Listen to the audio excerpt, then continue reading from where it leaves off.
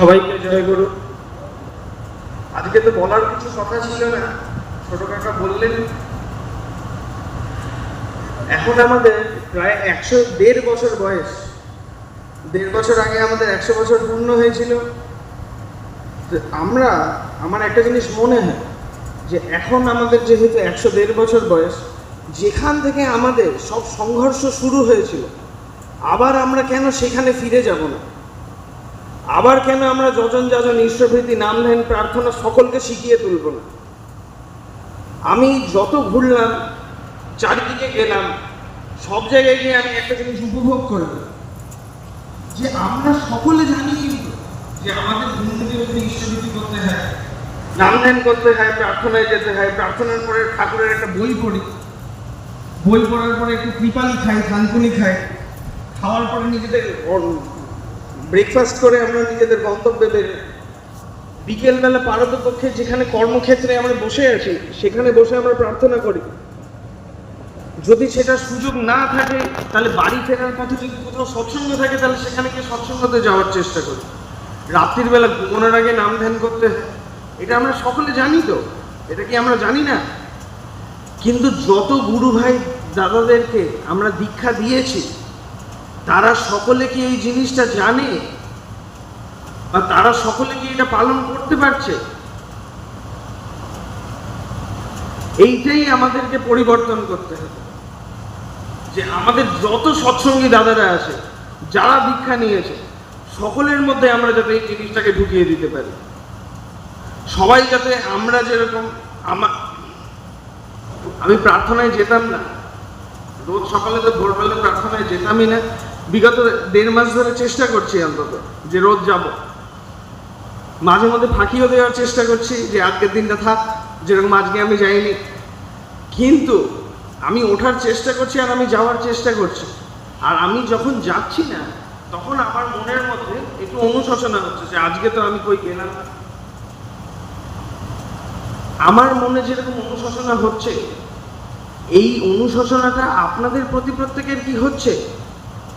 আর যাদেরকে আপনারা দীক্ষা দিয়েছেন তারা যখন সকালবেলা উঠে প্রার্থনা করছে না, বা সে যে যখন নাম ধ্যান করতে ভুলে যাচ্ছে, তার মনে কি এই অনুশোচনাটা হচ্ছে যে আজকে আমি নাম ধ্যানটা করলাম না,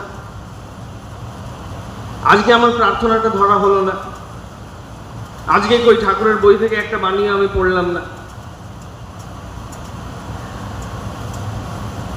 আমার জীবনে আমার যা ইচ্ছা হয়, যখন ছোট ছিলাম আমার ইচ্ছা মোতাবেক কিছু না হলে আমি কান্নাকাটি করতাম।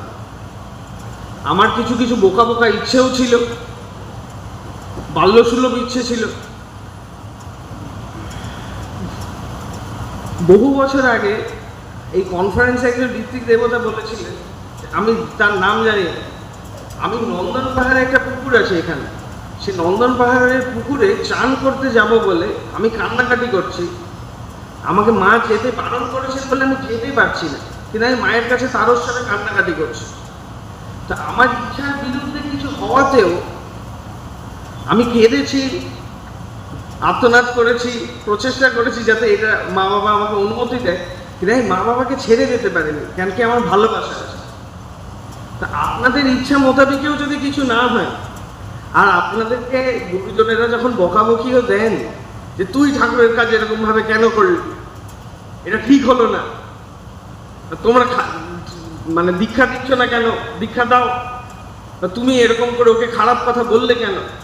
আমরা কি তাড়না খেয়ে ঠাকুরকে ছেড়ে চলে যেতে পারবো? বা আমাকে যদি কেউ খারাপ কথা বলে আমি কি কোনোদিন আমার ঠাকুরকে ছেড়ে চলে যেতে পারবো? আপনারা কি পারবেন? কেন পারবেন না?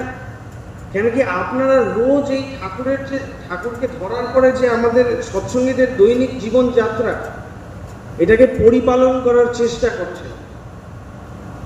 তাই আমরা যতই বকা বকি, লাথি জুতো যাই খাই, আমরা ঠাকুরকে ছাড়তে পারবো না। কষ্টে থাকলেও পারবো না, আনন্দে থাকলেও পারবো না। কিন্তু গুরু ভাইরা কোথাও না কোথাও যাদেরকে আমরা ঠাকুরের সাথে যুক্ত করেছি, তাদের মধ্যে এই সৎসঙ্গী জীবনযাত্রাটা আমরা তাদের মনের মধ্যে ঢোকাতে পারিনি। তাই জন্য তাদের জীবনে যখন কোনো ঝড়ঝাপটা, অশান্তি আসছে, বা তার মনের ইচ্ছার মতন কিছু হচ্ছে না, সে তখন সহজেই ঠাকুরকে ছেড়ে দিতে পারছে বা ভুলে যেতে চেষ্টা করছে, ঠাকুরকে ব্লেম করছে যে ঠাকুর তুমি থাকা সত্ত্বেও আমার সাথে জীবনে এরকম খারাপ কেন হলো। কিন্তু ঠাকুর তার মঙ্গলের চিন্তা সবসময় করছেন, তাকে সৎ পথও দেখানোর চেষ্টা করছেন। তার মনের ভালোবাসার অভাবে সে বুঝতে পারছে না। তো আমাদের কাজ এটা নয় কি যে আমরা তাদেরকে এই সৎসঙ্গী জীবনযাত্রার মধ্যে নিযুক্ত করি, তাদেরকে শিখিয়ে দিই যে এটা করতে হবে। আমি কিছুদিন ধরে সকলকে বলছি যারা আসছে যে সবাই নিজেদের মন্দিরে একটা প্রার্থনা লিস্ট বানিয়ে প্রার্থনাটা করো। এটা বলা হচ্ছে না। আর যেই মন্দিরে এটা করা হয়েছে সেই মন্দিরে কিন্তু আগে থেকে গুরু ভাইয়ের সংখ্যা অনেকটা বেড়েছে, বাড়েনি। এইবার বিষয়টা হচ্ছে যে ওইটা একটা ইট বালি সিমেন্টের মন্দির। আমরা প্রত্যেকটা কর্মী ঠাকুরের মন্দির নই কেন? আর আমরা সবসময় যে আমাদেরকে কোথাও গিয়ে বা কোনো মন্দিরে বসেই প্রার্থনা করতে হবে তার তো মানে নেই। আমরা আমাদের বাড়ির থেকে মন্দির দূরে আমার বাড়ির থেকে ভীষণ কাছে, কিন্তু আপনাদের বাড়ির থেকে মন্দিরটা দূরে হতে পারে না। তা আপনারা নিজেদের আশেপাশের যে গুরু ভাইরা আছে তাদেরকে কেন প্রার্থনা করাটা শেখাচ্ছেন না? আমরা যত কর্মী দাদারা আছি আমরা কারা কারা হারমোনিয়াম বাজিয়ে প্রার্থনা করতে পারি? আর যারা পারি না তারা কি শিখে নিতে পারবো? তো আমরা সকলেই চেষ্টা করি যে আমরা দুই বেলা প্রার্থনাটা হারমোনিয়ামে তুলে নিই। আর আমাদের আশেপাশে যে গুরু ভাই দাদারা আছে তাদের বাড়িতে ভোরবেলা গিয়ে প্রার্থনা করি। ভোরবেলা কারোর আমাদের চাকরি নেই, কেউ এখন দেওঘরে ভোরবেলা প্রার্থনা হচ্ছে, আরো গরমকাল আসতে চলেছে, আরো প্রার্থনা এগিয়ে যাবে। একটা সময় 4:56 প্রার্থনা হবে, খুব বেশি হলে নামপাঠ বাণীপাঠ। বাবা প্রার্থনার পরে এতক্ষণ কথা বলার পরেও প্রার্থনা শেষ হয়ে বাড়ি ফিরতে 1 ঘন্টা লাগে। যারা যারা চাকরিতে যান, কেউ কি ভোরবেলা 7টার আগে চাকরিতে বেরোন? খুব অল্প সংখ্যক লোক আছেন যারা এই ভোরবেলা 7টার আগে আমরা চাকরিতে চলে যাই। তাহলে আমার সারাদিনে সময় হবে না, আমার সারাদিনে বিভিন্ন রকমের কাজ আছে, কিন্তু আমরা ভোরবেলা কি ওই 1 ঘন্টা ঠাকুরের জন্য বার করতে পারি না? যে ভোরবেলা আমি 2 ঘন্টা নিজের পাড়ার মধ্যে ঘুরে প্রত্যেকদিন চেষ্টা করলাম আমি আরেকজনের কারোর বাড়ি থেকে একটু প্রার্থনাটা করে আসি। তাহলে ওদের প্রত্যেকের বাড়ির মধ্যে একটা ঠাকুরের ভাবের সৃষ্টি হবে, ওর সাথে একটু ইষ্ট আলোচনা হবে, ওর মনে হবে যে ঠাকুরের একটা মানুষ আমার খোঁজ নিতে এসেছিল। আর সকালবেলা ভালো মন্দ খাওয়া হবে আপনাদের, কেন কি আমাদের দেশে বলা আছে যে অতিথি দেবো ভব। কারোর বাড়িতে গেলেই তারা আপ্যায়ন করতে কোনো জায়গা ছাড়েন না। আমি কিছু জায়গায় বলেছিলাম যে এটা শুরু করা যেতে পারে। একটা জায়গা থেকে আমাকে জানালো যে সকালবেলা 3 দিন তারা প্রার্থনায় গেছে। একদিন তাদেরকে দই বড়া খাইয়েছে, একদিন ঢোকলা খাইয়েছে, আর একদিন শুধু চা খাইয়ে পাঠিয়েছে। কিন্তু খাওয়া দাওয়াও চলছে, ঠাকুরকে নিয়ে আনন্দও চলছে, কথাবার্তাও চলছে। আর এইটা আমরা কেন করতে পারবো না?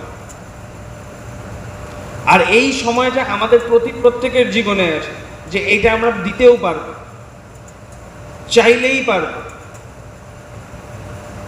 উপযোজনা কেন্দ্র যেখানে আছে, চেষ্টা করুন যে সেই উপযোজনা কেন্দ্রের মধ্যে যিনি আছেন বা সেই উপযোজনা কেন্দ্র যাদেরকে ঘিরে সেই লোকগুলোর মাঝখান থেকে যে কোনো একজন মানুষকে যাতে আমরা হারমোনিয়ামে প্রার্থনাটা শেখাতে পারি, সেই লোকটাকে দায়িত্ব দিই যে তুমি এই উপযোজনাকে ভিত্তি করে যেই পরিবার পরিজনগুলো আছে তাদের বাড়িতে ভোরবেলা গিয়ে প্রার্থনা ধরো। আর চেষ্টাটা হচ্ছে যে একটা উপযোজনার মধ্যে 60 থেকে 100টা পরিবারকে রাখি আমরা। আর যদি কোনো জায়গায় তার থেকে বেশি সংখ্যক গুরু ভাই থাকে তাহলে আমরা তার জন্য আরেকটা উপযোজনা খুলি। তাহলে 3 মাসে হলেও একবার আমার বাড়িতে প্রার্থনা হবে সকালবেলা। একটু গান কীর্তন হবে, খাওয়া দাওয়া হবে, গুরু ভাইদের সাথে আসর বসবে, এইটাতেই আমার মধ্যে ঠাকুরের একটু ভাবের আদান প্রদান হবে আমাদের মধ্যে। আর এইটাই আমাদেরকে চেষ্টা করতে হবে। আমাদের এখন সব মিলে প্রায় 3,15,00,000 দীক্ষার দিকে আমরা এগিয়ে চলেছি। তো আমরা কি সবাই বলতে পারি যে আমরা সকলেই 3,15,00,000 লোক জানে যে সকালবেলা ঘুম থেকে উঠে ঈশ্বরভীতি করে, নাম ধ্যান করে, প্রার্থনা করে, ঠাকুরের বই পড়ে, থানকুনি খেয়ে, ত্রিপালি খেয়ে নিজেদের গন্তব্যে বেরোতে হবে? আর এইটা আমরা তাদেরকে শেখানোর চেষ্টা কেন করছি না, বা কেন এই জায়গাটা আমরা ছেড়ে দিয়েছি এখনো, এইটাই আমাদেরকে ভরতে হবে। যেখান থেকে আমাদের কার্যক্রম শুরু হয়েছিল আবার আমরা সেখানেই ফিরে যাব।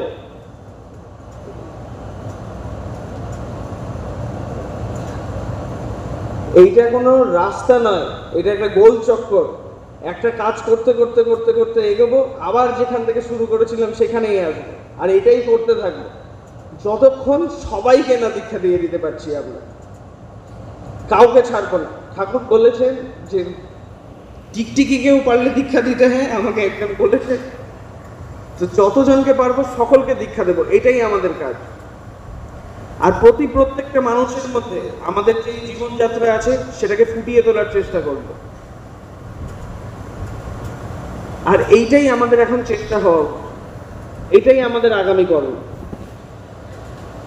শুভ কাকা দুই বছর আগে বা 1 বছর আগে কনফারেন্সে বলেছিলেন যে দীক্ষা না দিলে দীক্ষাপত্রের কাজ কি করে হতো। তো দীক্ষা দেওয়াটা আমাদের প্রত্যেক কর্মীর কাছে আবশ্যক। আমি বেশি দীক্ষা দিতে চাই না, আমি সবসময় গা বাঁচিয়ে চলি, কিন্তু আগের বার আমি দেখলাম যে দীক্ষার সংখ্যা কমে যাচ্ছে। তাই আমি যাদেরকে পেরেছিলাম সব ঋত্বিক দেবতাদের কাছে অনুরোধ করেছিলাম যে সবাই দীক্ষা দেবেন। কিছুজন এসে জানিয়েছেন আমাকে যে 100টা দিয়েছি, 200টা দিয়েছি। আমি নিজের মুখ বাঁচাবো বলে আমিও 400টা দীক্ষা দিয়ে ফেলেছি। তা আপনারাও চেষ্টা করেন যে প্রত্যেকে যাতে দীক্ষাটা দিই, রোজ বেরিয়ে দীক্ষা দিই। একদিন কাউকে টেলিফোন করে সংগ্রহ করে রাখবেন দীক্ষা, আমি এসে দিয়ে যাব। এখান থেকে বেরিয়ে রোজ একটু করে বেরোন। যদি পারেন ওই রোজ ভোরবেলা যেটুকু প্রার্থনা করার কথা বলছি, ওখানে আশেপাশে ঘুরলেই দীক্ষা হয়ে যাবে। এইখানে বোম্বের একজন ঋত্বিক দেবতা আছেন, আমি তাকে কিছুদিন ধরে, উড়িষ্যার তিনি, তিনাকে আমি দেওঘরে ধরে রেখেছি। তিনি দেওঘরে 12-15 দিন এই যে দীক্ষাপত্রের কাজ হচ্ছে, এই গ্রামে যেতেই তিনার 100 দীক্ষা পেরিয়ে গেছে 10-15 দিনের মধ্যে। আপনারাও চাইলে একটু বেরোলেই এটা হতে পারে, তাই না? বাবা হয়তো চলে এসেছেন বা আসছেন,